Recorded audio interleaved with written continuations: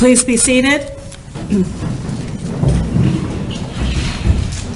Ladies and gentlemen, while you're getting settled in, I'm going to ask you my questions. If your answer is yes, please raise your hand.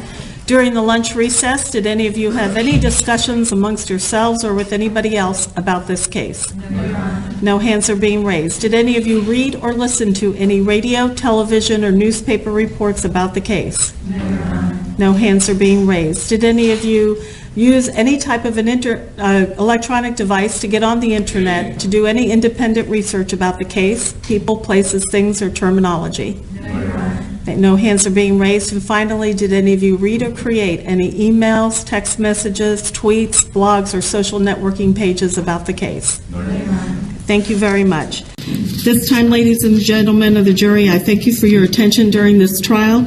Please pay attention to the instructions that I am about to give you. The packet from which I'm reading will go back into the jury room with you, so you don't need to take notes. George Zimmerman, the defendant in this case, has been accused of the crime of second-degree murder. In this case, George Zimmerman is accused of second-degree murder, a killing that is excusable or was committed by the use of justifiable deadly force is lawful. If you find Trayvon Martin was killed by George Zimmerman, you will then need to consider the circumstances surrounding the killing in deciding if the killing was murder in the second degree or was manslaughter, or whether the killing was excusable or resulted from justifiable use of deadly force. The killing of a human being is justifiable and lawful if necessarily done while resisting an attempt to murder or commit a felony upon George Zimmerman, or to commit a felony in any dwelling house in which George Zimmerman was at the time of the attempted killing. The killing of a human being is excusable and therefore lawful under any one of the following three circumstances. 1, when the killing is committed by accident and misfortune in doing any lawful act by lawful means with usual ordinary caution and without any unlawful intent. Or 2, when the killing occurs by accident and misfortune in the heat of passion upon any sudden and sufficient provocation. Or 3, when the killing is committed by accident and misfortune resulting from a sudden combat, if a dangerous weapon is not used and the attempted killing is not done in a cruel and unusual manner.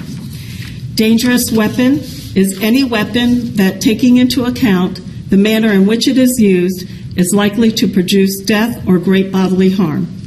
I now instruct you on the circumstances that must be proved before George Zimmerman may be found guilty of second-degree murder or any lesser crime.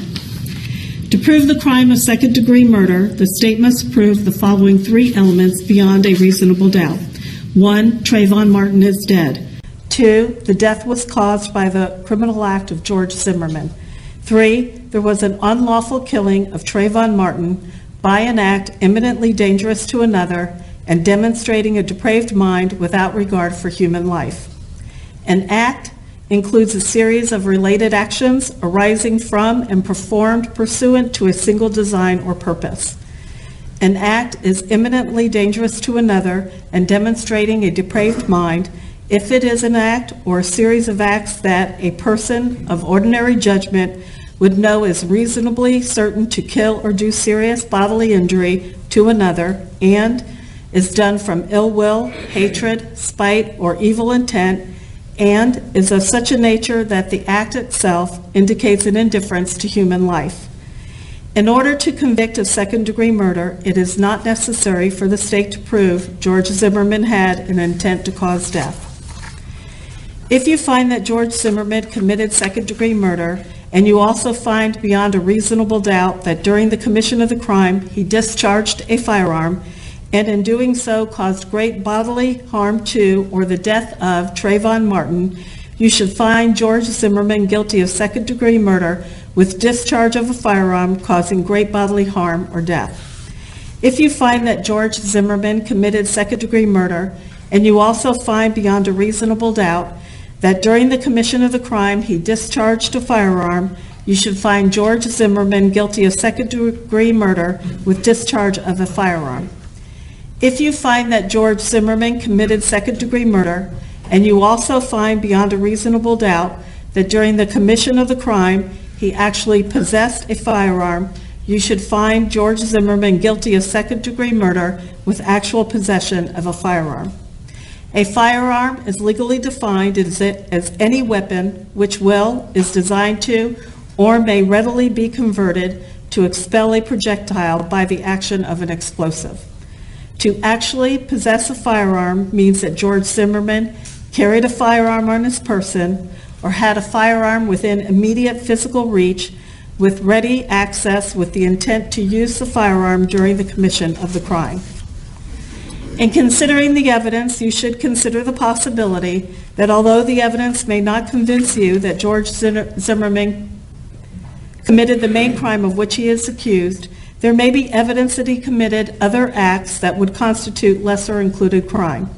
Therefore, if you decide that the main accusation has not been proved beyond a reasonable doubt, you will next need to decide if George Zimmerman is guilty of any lesser included crime. The lesser crime indicated in the definition of second-degree murder is manslaughter. The killing of a human being is justifiable and lawful if necessarily done while resisting an attempt to murder or commit a felony upon George Zimmerman, or to commit a felony in any dwelling house in which George Zimmerman was at the time of the attempted killing. The killing of a human being is excusable and therefore lawful under any one of the following three circumstances. 1, when the killing is committed by accident and misfortune in doing any lawful act by lawful means with usual ordinary caution and without any unlawful intent. Or 2, when the killing occurs by accident and misfortune in the heat of passion upon any sudden and sufficient provocation. Or 3, when the killing is committed by accident and misfortune resulting from a sudden combat if a dangerous weapon is not used and the attempted killing is not done in a cruel and unusual manner. Dangerous weapon is any weapon that, taking into account the manner in which it is used, is likely to produce death or great bodily harm. To prove the crime of manslaughter, the state must prove the following two elements beyond a reasonable doubt. 1, Trayvon Martin is dead. 2, George Zimmerman intentionally committed an act or acts that caused the death of Trayvon Martin. George Zimmerman cannot be guilty of manslaughter or committing a merely negligent act, or if the killing was either justifiable or excusable homicide. Each of us has a duty to act reasonably toward others. If there is a violation of that duty without any conscious intention to harm, that violation is negligence. The killing of a human being is justifiable homicide and lawful if necessarily done while resisting an attempt to murder or commit a felony upon George Zimmerman, or to commit a felony in any dwelling house in which George Zimmerman was at the time of the killing. The killing of a human being is excusable and therefore lawful and under any one of the following three circumstances. 1, when the killing is committed by accident and misfortune in doing any lawful act by lawful means with usual ordinary caution and without any unlawful intent. Or 2, when the killing occurs by accident and misfortune in the heat of passion upon any sudden and sufficient provocation. Or 3, when the killing is committed by accident and misfortune resulting from a sudden combat if a dangerous weapon is not used and the killing is not done in a cruel or unusual manner. In order to convict a manslaughter by act, it is not necessary for the state to prove that George Zimmerman had an intent to cause death, only an intent to commit an act that was not merely negligent, justified, or excusable and which caused death. If you find George Zimmerman committed manslaughter, and you also find beyond a reasonable doubt that during the commission of the manslaughter, George Zimmerman carried, displayed, used, threatened to use, or attempted to use a firearm, you should check the appropriate box on the verdict form, which I will discuss with you later in these instructions. The definition of firearm has previously been provided in these instructions. An issue in this case is whether George Zimmerman acted in self-defense. It is a defense to the crime of second-degree murder and the lesser included offense of manslaughter if the death of Trayvon Martin resulted from the justifiable use of deadly force. Deadly force means force likely to cause death or great bodily harm. A person is justified in using deadly force if he reasonably believes that such force is necessary to prevent imminent death or great bodily harm to himself. In deciding whether George Zimmerman was justified in the use of deadly force, you must judge him by the circumstances by which he was surrounded at the time the force was used. The danger facing George Zimmerman need not have been actual. However, to justify the use of deadly force, the appearance of danger must have been so real that a reasonably cautious and prudent person under the same circumstances would have believed that the danger could be avoided only through the use of that force. Based upon appearances, George Zimmerman must have actually believed that the danger was real. If George Zimmerman was not engaged in an unlawful activity and was attacked in any place where he had a right to be, he had no duty to retreat and had the right to stand his ground and meet force with force, including deadly force, if he reasonably believed that it was necessary to do so to prevent death or great bodily harm to himself or another, or to prevent the commission of a forcible felony. In considering the issue of self-defense, you may take into account the relative physical abilities and capabilities of George Zimmerman and Trayvon Martin. In your consideration of the issue of self-defense, you have a reasonable doubt on the question of whether George Zimmerman was justified in the use of deadly force. You should find George Zimmerman not guilty. If, however, from the evidence you are convinced beyond a reasonable doubt that George Zimmerman was not justified in the use of deadly force, you should find him guilty if all the elements of the charge have been proved. George Zimmerman has entered a plea of not guilty. This means you must presume or believe George Zimmerman is innocent. The presumption stays with George Zimmerman as to each material allegation in the information through each stage of the trial unless it has been overcome by the evidence to the exclusion of and beyond a reasonable doubt. To overcome George Zimmerman's presumption of innocence, the state has the burden of proving the crime with which George Zimmerman is charged was committed, and George Zimmerman is the person who committed the crime. George Zimmerman is not required to present evidence or prove anything. Whenever the words reasonable doubt are used, you must consider the following. A reasonable doubt is not a mere possible doubt, a speculative, imaginary, or forced doubt. Such a doubt should not influence you to return a verdict of not guilty if you have an abiding conviction of guilt.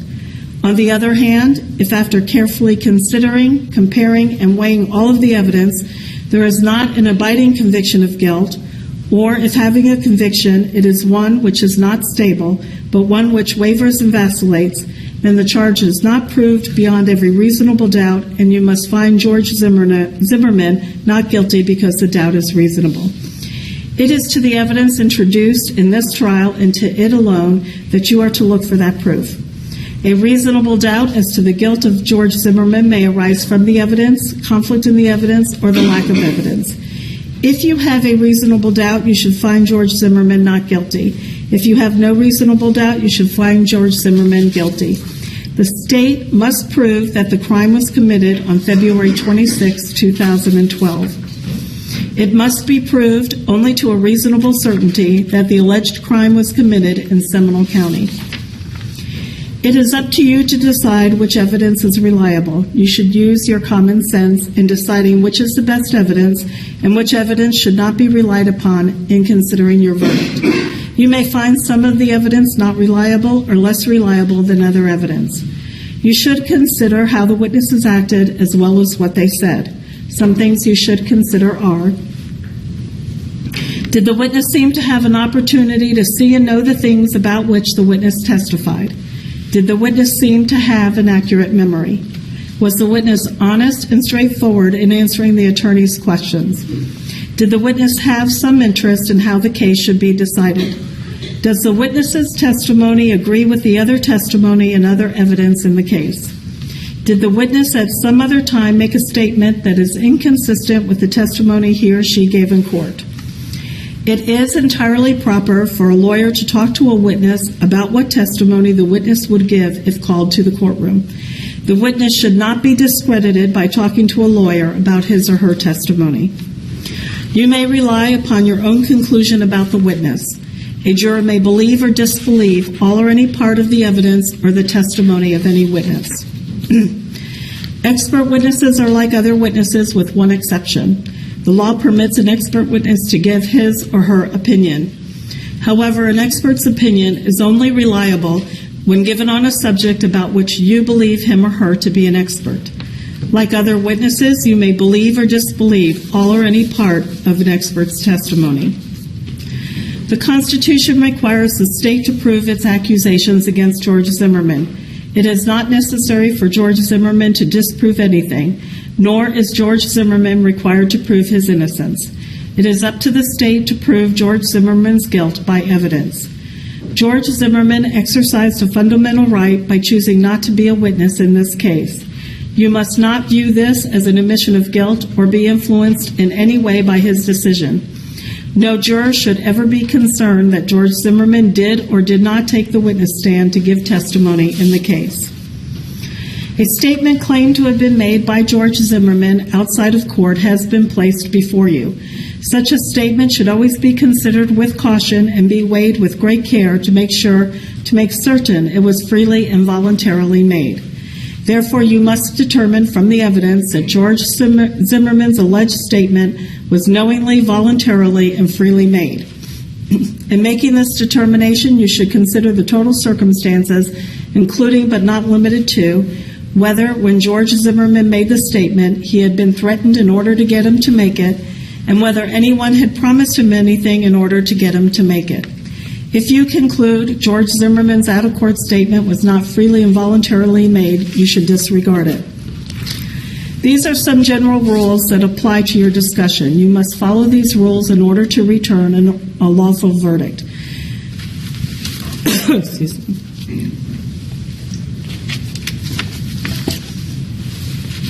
You must follow the law as it is set out in these instructions. If you fail to follow the law, your verdict will be a miscarriage of justice. There is no reason for failing to follow the law in this case. All of us are depending upon you to make a wise and legal decision in this matter. This case must be decided only upon the evidence that you have heard from the testimony of the witnesses and have seen in the form of the exhibits and evidence and these instructions. This case must not be decided for or against anyone because you feel sorry for anyone or are angry at anyone. Remember, the lawyers are not on trial. Your feelings about them should not influence your decision in this case. Your duty is to determine if George Zimmerman has been proven guilty or not in accord with the law. It is the judge's job to determine a proper sentence if George Zimmerman is found guilty. Whatever verdict you render must be unanimous. That is, each juror must agree to the same verdict. Your verdict should not be influenced by feelings of prejudice, bias, or sympathy. Your verdict must be based on the evidence and on the law contained in these instructions. During this trial, I have permitted you to take notes. You will be allowed to take those notes into the jury room during deliberations. You are instructed that your notes are a tool to aid in your individual memory. You should not compare your notes with those of other jurors in determining the content of any testimony or in evaluating the importance of any evidence. Notes are for the note-taker's personal use in refreshing his or her recollection of the evidence. They are not evidence. Above all, your memory should be your greatest asset in your recollection of the evidence. Deciding a verdict is exclusively your job. I cannot participate in that decision in any way. Please disregard anything I may have said or done that made you think I preferred one verdict over another. You may find George Zimmerman guilty as charged in the information or guilty of such lesser included crime as the evidence may justify or not guilty. If you return a verdict of guilty, it should be for the highest offense which has been proven beyond a reasonable doubt. If you find that no offense has been proven beyond a reasonable doubt, then of course your verdict must be not guilty. Only one verdict may be returned as to the crime charged. This verdict must be unanimous. That is, all of you must agree to the same verdict. The verdict must be in writing, and for your convenience, the necessary form of verdict has been prepared for you. It is as follows. It reads at the top: in the Circuit Court of the 18th Judicial Circuit in and for Seminole County, Florida, case number 2012 CF 1083A, State of Florida versus George Zimmerman. Verdict. Under the word verdict, there are 3 lines. Next to the first line, it reads, "We, the jury, find George Zimmerman guilty of murder in the second degree as charged in the information." Next to the second line, it reads, "We, the jury, find George Zimmerman guilty of manslaughter, a lesser included offense." Next to the third line, it reads, "We, the jury, find George Zimmerman not guilty." You're to place an X on the line that reflects your verdict. Under that, it says special findings. If you find George Zimmerman guilty of murder in the second degree, you must choose one of the following. There are 4 lines. Next to the first line, it reads, "We find that George Zimmerman discharged a firearm, causing death or great bodily harm to another during the commission of this offense." Next to the second line, it reads, "We find that George Zimmerman discharged a firearm without causing death or great bodily harm to another during the commission of the offense." Next to the third line, it reads, "We find that George Zimmerman actually possessed but did not discharge a firearm during the commission of the offense." Next to the fourth line, it reads, "We find that George Zimmerman did not actually possess or discharge a firearm during the commission of the offense." If you find George Zimmerman guilty of manslaughter, you must choose one of the following. There are 2 lines. Next to the first line, it reads, "We find that George Zimmerman carried, displayed, used, threatened to use, or attempted to use a firearm during the commission of the offense." Next to the second line, it reads, "We find that George Zimmerman did not carry, display, use, threaten to use, or attempt to use a firearm during the commission of the offense." You're to put an X by the appropriate line if you so find. So say we all, a line for the foreperson to sign and to date.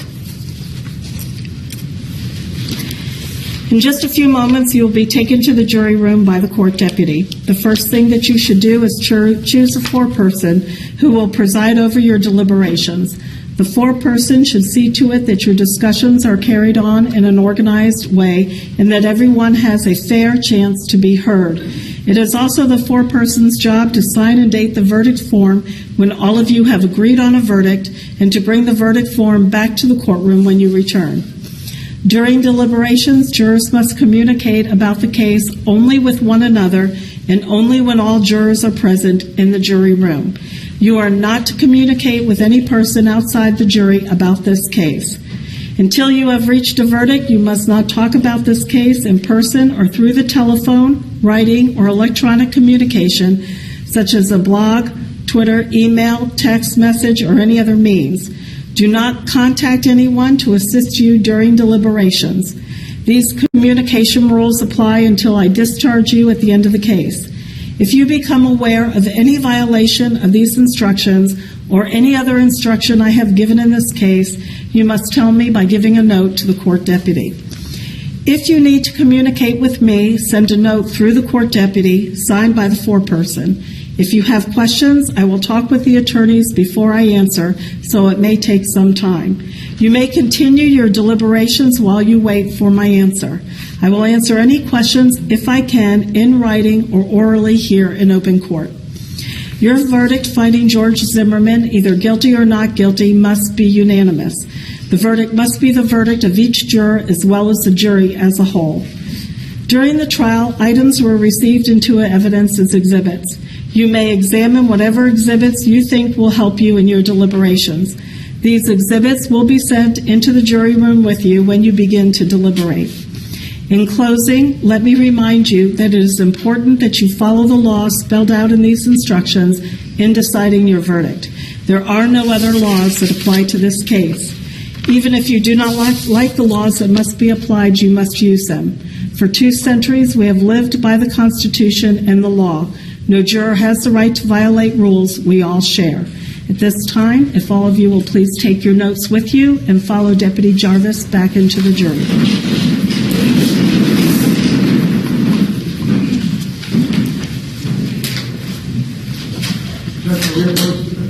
Yes, just 1 minute. Yes, you may. Is there any, just so everybody knows, the alternates E54, E13, and E28 have been separated, have not gone back with the jurors, and they will be discharged given They're proof that they've been here on this jury all the time to bring back to their employers. Is there anything else we need to take up before we recess? Okay, counsel, if you'll please leave your phone numbers with the clerk. All the evidence is there. Bobby Ray, you need to take these instructions, a verdict form. About the gun, I don't want to send the bullets back. Any objection to sending the gun after it's been once more cleared by the court deputy and the lock been put back on it? No objection, Your Honor, and no objection to leaving the ammunition inside. The ammunition will not go back. Okay? All right. Thank you very much. Court is in recess.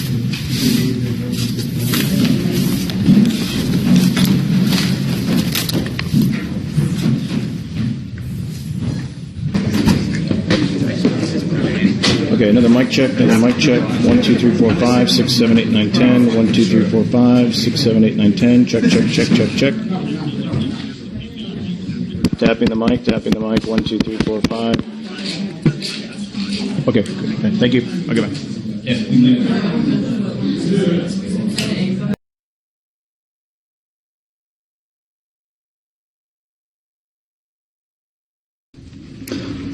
We can do more. And as a community, it becomes our responsibility to work together to talk about what the issues and things that are out there. It's our community. And when this trial passes, it will still be our community. When everyone is gone and the cameras are gone and the light is no longer shining on Sanford, it will still remain our community. An example of how community can come together in a crisis to work together to resolve issues, to be peaceful, to put their things on the table, to talk about what is out there and how we can move together. As the sheriff has indicated, we have worked together diligently for the past months to put together a plan to ensure the safety of Sanford and our surrounding communities. Ladies and gentlemen, it's a trying time for all of us. We're not sure what the verdict is going to bring out. But at the same time, it's a great opportunity for evolution within the Sanford community and showing how we as a community can evolve to do better and be better, to ensure that we have an opportunity to speak our piece peacefully, to come together peacefully. And when you leave here peacefully. There's nothing on the horizon for us other than to move forward. The family has also asked the judicial system to run its course, and that's exactly what we're asking other people to do. Allow the judicial system to run its course. And we will move forward from here. Thank you, and have a great afternoon. Thank you very much.